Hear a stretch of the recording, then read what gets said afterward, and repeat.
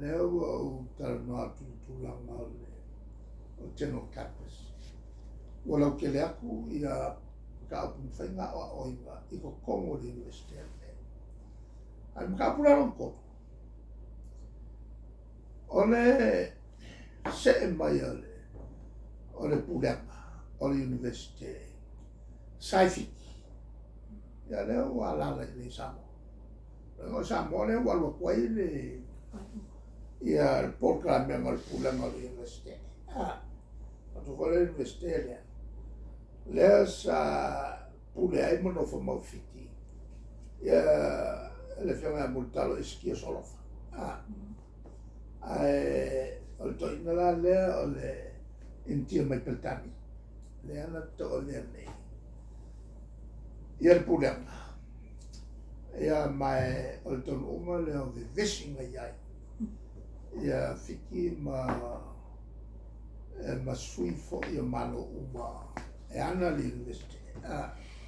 Ono tulanga foi le ko fa mai fiki ia long malo si fa le malo. A fo interfia ngai ile pule me fucking ngala. A mesel bele nga mawai over ale quelqu'un font le comité pour le olfiki male le sa pour le bomboa olfiki font et là où fa mai pour le fa fiki kaomi ai se me makuya afa al como on bega e ale la wa saul wa sifi mai pour la ko ke a ko ai management control o le pulenga le universitea al pasu. Kal kali aku ngai el matau. La verdad yo misma.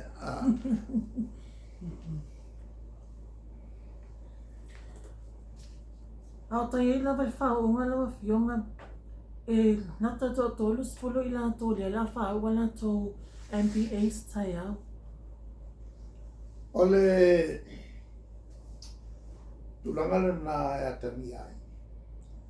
Le si tia maulungo tangata o inga o Samoa.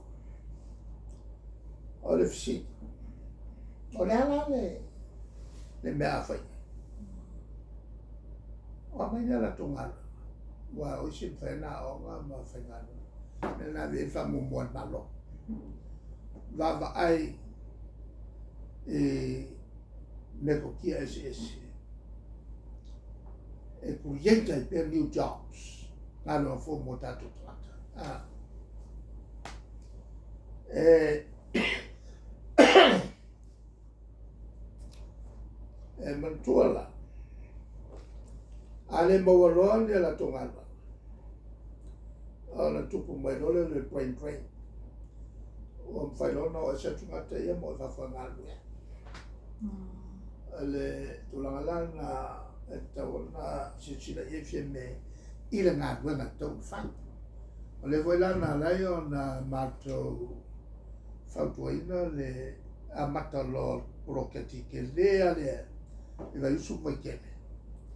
Ele fausia se wafutele. Ole mo kwa kele nga le la fa mo bai. E o voila ele mato fa con ale no fai. E ave ole to mai market. Ole market le free market. I ku songi e bele tua so tua. Male tate. Ia son. Ole pesia I o finalo malo fai I. Il bele sa ele free market. Nga pu o inga uma o lea sa mato manatu. E whalao le mera ngā. Mo le whaia I o se whare kele ale malo. E mo mia lau whai pisinisi. O le aingi spaces. O le avangoa ngi whale whaia la ko pisinisi. Na wala le create ai mo meo e mau ai mo kaka whai pisinisi fo. O le mau avangoa la ki o isia. I whakingo e la ko pisinisi. Ua maga ngā o whai. mo sino whakikainga inga ua malolo ia le aus. Ki tiona mai ulenga whalma. E laki a e sauro i kai. O le hewa ngolpo ke lea al mertisi. Ia te tala i lolo no fisa whawhonga.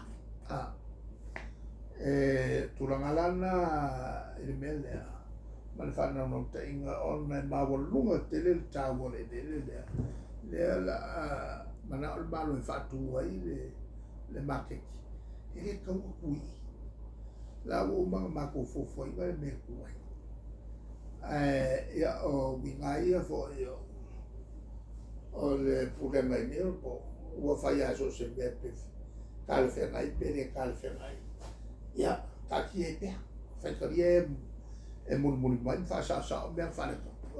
Pe o lato le nā me kokia e whakingoi ngā lunga umolo fufu al malo. La te sim tau.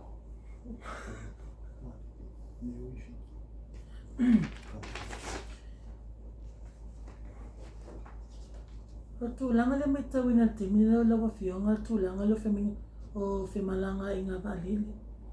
Pei o tō te leo tangata Samoa le wa ora tofa ngā ina le vele a wala foi le malanga mai anga i whiti o mai i ni Samoa. Ora mkwa ko kelo Samoa le wa o le o whi o mia i whiti. As tūlanga ho le whalunga i ngā i o tātou tātou. O lai mea mo whele e fwoi. Ai le sa o mai o New Zealand. Bo Australia. E o mea ngā o pule i vale le. Pule ala ko. E o fwoi kulanga o le pases. Ue wakala i ngā whakmaro si o so fiti. Na wanga koe le vale le fiti. E whakumuela ko whakani maro. A morong whakupe ngā whakakiki e mai lore o kakupaka. Ua pupu umakanga e kongingo a ko e whakani maro. Kere rope no o iei mawhawhaunga o le maloro e. I le maka ngā man whakumengo sa kungu.